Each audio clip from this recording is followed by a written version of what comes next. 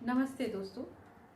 Secret data channel आपके लिए भारत और भारत के बाहर के इंटरनेशनल लेवल पे स्थित मान्यता प्राप्त रिलीजियस प्लेसेस के बारे में डिस्कशंस करेगा और आपको इसके बारे में विस्तृत जानकारी देगा, जिससे कि आपको उनके बारे में पता तो चले ही चले, ये भी पता चले कि वो क्यों प्रसिद्ध हैं और वहाँ तक पहुँचा कैसे जा सकता है।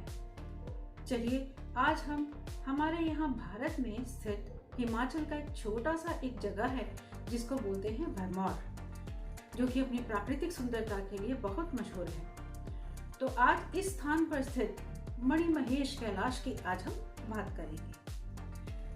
मणिमहेश कैलाश के बारे में कहा जाता है कि ये एक ऐसा रमणीक स्थल है जो कि आज भी वर्जिन चोटियों में गिना जाता है।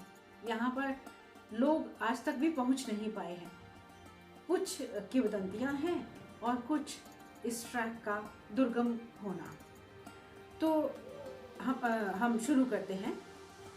हिमालय में अलग अलग स्थानों पर 5 अलग अलग चोटियां हैं और इन पर्वत समूहों को हम पंच कैलाश के नाम से जानते हैं। इन पंच कैलाशों में पहले स्थान पर आता है माउंट कैलाश, दूसरे स्थान पर आदि कैलाश, तीसरे स्थान पर आता है श्रीखंड महादेव, चौथे पर किन्नर कैलाश हैं और पांचवें पर हैं मणिमहेश। मणिमहेश कैलाश शिखर, जो कि मणिमहेश झील के ऊपर स्थित है, काफी ऊंची चोटी मानी जाती है।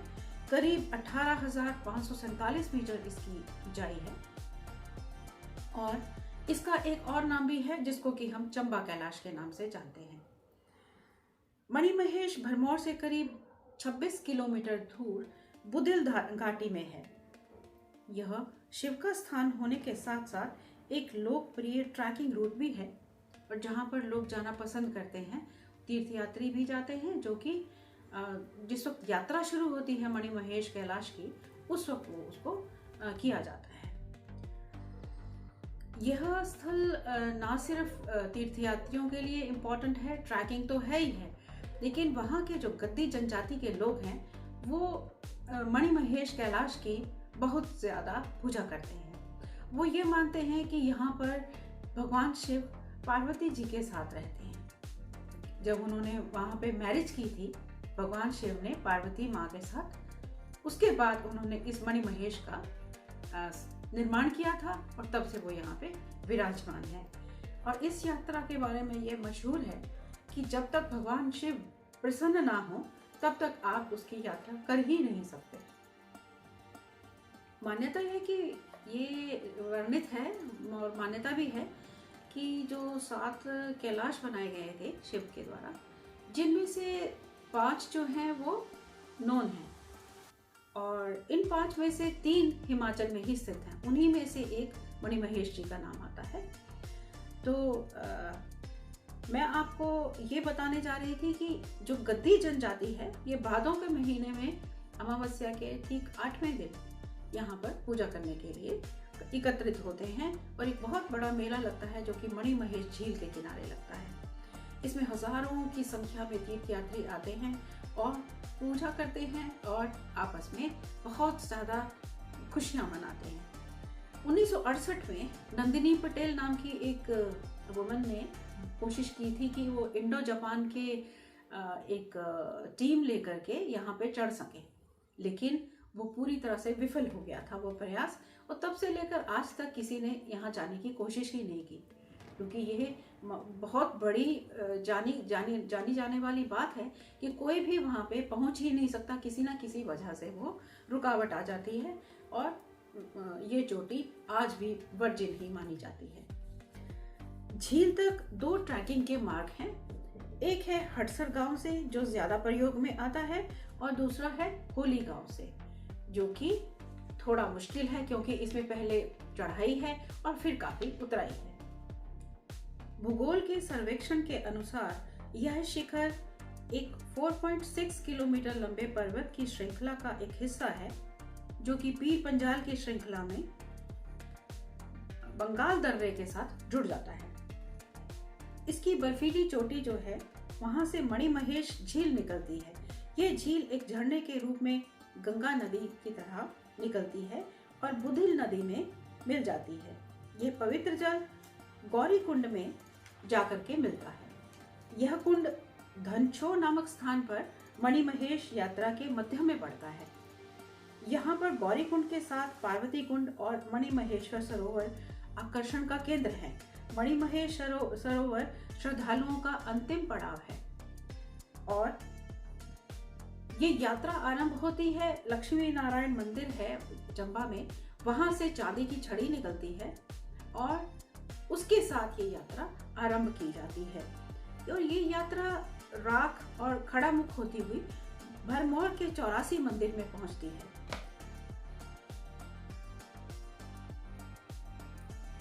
एक मान्यता है कि जो ये 84 मंदिर है, यहाँ पर जाए बिना ये यात्रा कभी भी संपूर्ण नहीं होती।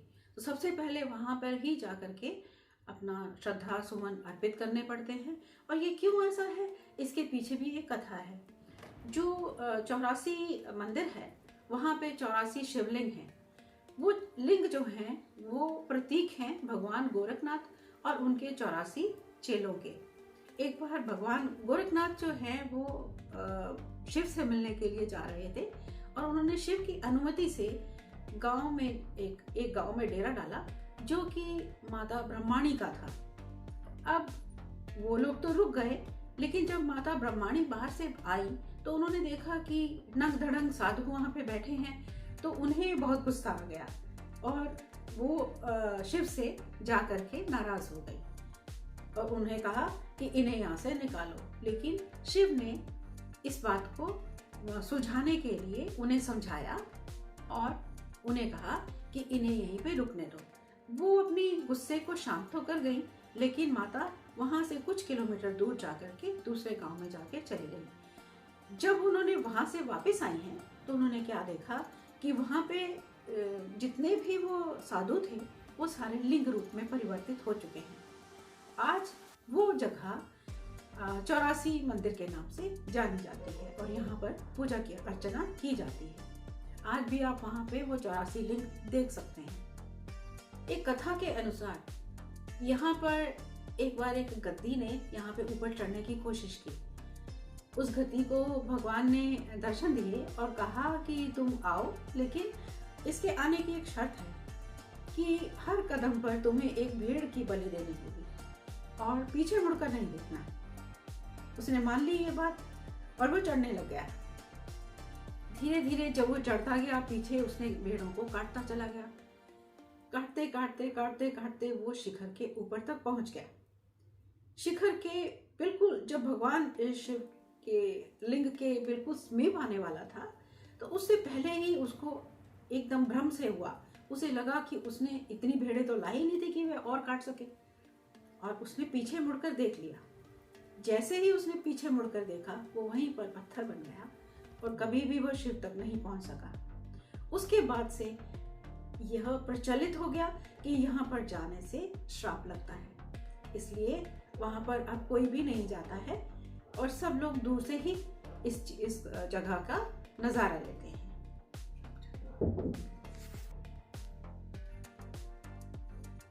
एक और बात प्रचलित है कि 920 सन में राजा साहिल वर्मा, जो कि उस वक्त वहाँ पे भरमौर के राजा हुआ करते थे, उनकी कोई संतान नहीं थी, तो उन्होंने गुरु गोरखनाथ के जो 84 मंदिर है वहाँ पे उस जगह पे जा करके उनसे प्रार्थना की कि हमें औलाद दी जाए।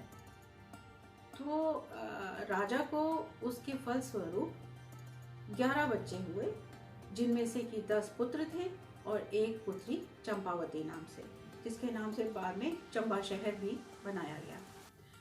तो राजा ने उसके कृतज्ञ होकर के वहाँ पे जो 84 का मंदिर है उसको बहुत भव्य तरीके से बना दिया। आज भी वो वहाँ की कला संस्कृति को दर्शाता है। मणिमहेश में आपको जब मैंने अभी आपको बताया कि मणिमहेश जाने से पहले आपको 84 के मंदिर में जाना पड़ता है, तो वो जो है मणिमहेश की जो झील है उस झील से ऊपर आपको इतना ज़्यादा ऊपर को चढ़ाई नहीं करने दी जाती, क्योंकि वहाँ पे वो एक दुर्गम स्थल है माना जाता है। मणिमहेश में क्यों मणिमहेश उसको कहा जाता है? क्योंकि वहाँ पे सुबह के सूर्योदय के होने से काफ़ी पहले, रात्रि का जब चौथा पहर चल रहा होता है और सूर्योदय होने को टाइम होता है, उस वक्त वहाँ पे ऊपर से एक बहुत सुंदर सी मणि या कहिए कि चमकदार कोई चीज़ आती है, और वो चमकदार चीज़ इतनी सुंदर होती है कि उसकी रोशनी दूर दूर तक नज़र आती है। और इस रोशनी, हैरानी की बात तो ये है कि उस वक्त तक अभी सूर्योदय भी नहीं हुआ होता, तो वो चमक कहाँ से आती है ये तो भगवान ही जानते होंगे। और इसी चमक वाली जो मणि के आकार की एक सुंदर सी वस्तु नजर आती है, उसी की वजह से इसका नाम मणिमहेश कहा जाता है। और ये झील से ही नजर आनी शुरू हो जाती है, जिसपे कि तीर्थयात्री स्नान करते हैं। कुछ लोगों ने मणिमहेश के जो झील से मणि की भी बहुत सारी तस्वीरें ली हैं, वीडियोस बनाई हैं, और वो अगर आप देखें तो पता चलता है कि कोई चीज़ ऊपर से आती है और वो झील में स्नान करती है और फिर वापस चली जाती है, लौट जाती है वापस। तो ये चमत्कार यहीं पर होता है। आप कभी आपको जाने का मौका मिले और भगवान की दया हो तो शायद आप भी इस चीज़ को देख पाएं। एक और जगह है जिसको कहा जाता है शिव घराट, और इसका रहस्य भी नहीं जान पाए क्योंकि वहाँ आसपास कोई घराट नहीं है। घराट का मतलब होता है एक ऐसी जगह जहाँ पर कि जो कि मशीन जो है वो पानी के प्रभाव से चलती है और उसमें आटा पीसा जाता है, या कोई भी दाल या कुछ भी पीसना हो, अनाज वगैरह, उसको पीसा जाता है। तो वो शिव घराट, वहाँ पे उसकी इतनी तेज आवाज़ सुनाई देती है कि उसका स्तोत्र भी पता नहीं चलता है, लेकिन वो आवाज़ आती ही रहती है। इस जगह को बोलते हैं शिव घराट, और बहुत से श्रद्धालुओं को ये बात अनुभव में आई है। चलिए अब हम बताते हैं आपको। इतना कुछ सुनने के बाद आपका दिल कर रहा होगा कि वहाँ पे कैसे जाएं, तो मैं बताती हूँ आपको कि यहाँ पे जाने के लिए 2-3 रास्ते हैं। एक तो है जो कि लाहौल स्पीति के कुगती दर्रे से होकर के जाता है। दूसरा रास्ता है कांगड़ा और मंडी से कावारासी या जालसू दर्रे के द्वारा। और तीसरा सबसे जो आसान रास्ता है वह है भरमौर होते हुए हटसर, या और फिर उसके बाद हटसर से पैदल करीब 13 किलोमीटर की यात्रा है, जिसको कि आप पार कर करके वहाँ पे जा करके मणिमहेश के दर्शन कर सकते हैं। और मज़े की बात यह है कि मणिमहेश के जो तालाब है, जो सरोवर है, वहाँ पर जा करके आपको अगर शिव की कृपा हुई तो आप मणि के दर्शन भी कर पाएंगे, और अगर उनकी नहीं है कृपा या वो नहीं चाहते हैं तो आप मणि के दर्शन तो नहीं कर पाएंगे, लेकिन मणिमहेश में स्नान करके वहाँ पे अपने पुण्य लाभ प्राप्त कर सकते हैं। जिन्होंने ये यात्रा का अनुभव किया है वो शिमला से गए थे, और शिमला से वो चंबा गए, और चंबा में एक रात रुकने के बाद भरमौर की तरफ को रवाना हुए, और फिर वहाँ से वो बस के द्वारा 84 मंदिर तक पहुँच गए। और 84 मंदिर के बाद जब हटसर आ जाता है, वहाँ से पैदल यात्रा करनी पड़ती है, और काफ़ी चौड़ा रास्ता रहता है, किसी को कोई दिक्कत नहीं आती है। ये एक ऐसा कैलाश का ट्रैक है जहाँ पर कि बूढ़े, बच्चे, जवान सब जा सकते हैं, क्योंकि सुविधा काफ़ी है। और चौड़ा रास्ता होने के साथ साथ यहाँ पे आप टट्टू या खच्चर या छोटा वाला घोड़ा जो होता है उससे तो परिचित ही होंगे, जो कि वैष्णो देवी के ट्रैक में भी मिलते हैं, तो वो यहाँ पे इजीली अवेलेबल हैं। तो इन पे आप आराम से जा करके इनको हायर कीजिए और आप आराम से ऊपर पहुँच जाइए, कोई दिक्कत नहीं आती है। तो और खाने की, पीने की, किसी भी चीज़ की कोई प्रॉब्लम नहीं आती है, क्योंकि पानी हर जगह मौजूद है, और खाने के लिए लंगर लगे होते हैं। हर 2 किलोमीटर की दूरी के ऊपर छोटी छोटी दुकानें हैं जहाँ पर कि आप खा सकते हैं, और जहाँ पर भी आप रुकना चाहें वो भी आपको रुकने के लिए टेंट मिल जाते हैं, जो कि मिनिमल चार्जेस के ऊपर मिल जाते हैं। कंबल मिल जाता है वहाँ पे, और साथ में आपको फायर का भी इंतज़ाम रहता है। फायर प्लेसेस पे वहाँ पे लगी होती हैं और आपको आग वगैरह भी आप सेक सकते हैं, आपको किसी तरीके की कोई दुविधा नहीं होगी। और मेडिकल का भी, हाँ, बहुत लोगों को ऑक्सीजन की क्योंकि कमी हो जाती है, तो मेडिकल का भी कैंप्स वहाँ पे लगे होते हैं, जहाँ पर कि आप अपना लाभ ले सकते हैं कि ताकि किसी के स्वास्थ्य का कोई भी नुकसान हो रहा है, किसी को कोई प्रॉब्लम आ रही है, किसी को सांस नहीं आ रही है, ऑक्सीजन की कमी लग रही है, हार्ट का कोई पेशेंट है या कुछ भी है, तो वहाँ पर आप जाकर के चिकित्सा ले सकते हैं। उसके बाद आप रास्ते में जब रुकते हुए जाते हैं तो आप वहाँ से गौरी कुंड पहुँचते हैं या पार्वती कुंड पहुँचते हैं, जो कि आधा रास्ता आपका तय कर देता है। यहाँ से आगे आप झील तक जाते हैं, जो कि वहाँ पे आपको, अगर आप खच्चर के ऊपर है या टट्टू के ऊपर है, तो वो 200 किलोमीटर करीब पहले ही आपको 200 metre, not 200 kilometre but 200 metre आपको पहले ही उतार देते हैं, ताकि आप थोड़ा तो पैदल चल लो और थोड़ा सा पुण्य भी अर्जित कर लो। तो उसके बाद आप मणिमहेश पहुंच जाते हैं झील पे, और वहाँ पे और नंबर में वहाँ पे डुबकियाँ लगाते हैं, 3, 5, 7, 11, whatever you can do that you do। और उसके बाद आरती का टाइम होता है, तो बहुत ही सुंदर दृश्य लगता है। वहाँ पे प्रसाद मिलता है आपको, और प्रसाद वगैरह ग्रहण करने के बाद आप नीचे उतर सकते हैं। और अगर किसी को मणि के दर्शन हो जाएं तो आपका सौभाग्य। और इसके साथ ही ये यात्रा धीरे धीरे संपन्न होने लगती है, क्योंकि आप वहाँ से आरती का प्रसाद लेकर के वापस नीचे उतरना शुरू कर देते हैं। तो इस तरीके से आप अगर मन करें तो ज़रूर जाइए मणिमहेश, और आप अपना कमेंट सेक्शन में आप इसके बारे में पूछ भी सकते हैं हमसे। हम आपको पूरी जो भी नॉलेज हमें है हम आपको ज़रूर देंगे। धन्यवाद। चलिए मैं आज आपको ये भी बता दूं कि इस वीडियो के जितने भी सोर्सेज हैं, आई मीन जो भी इसमें पिक्चर्स हैं या वीडियोस हैं, ये सब हमारे खुद के हैं, हमारे चैनल के हैं, और इस पर इसका कोई भी कॉपीराइटेड इशू नहीं है इसमें। तो आप लोग इसे आराम से अच्छे से देख सकते हैं, और हमसे कोई भी गलती हो रही है तो हमें ज़रूर पॉइंट आउट कीजिए और कमेंट करके हमें ज़रूर बताइए कि आपको हमारा ये प्रयास कैसा लगा। Thank you.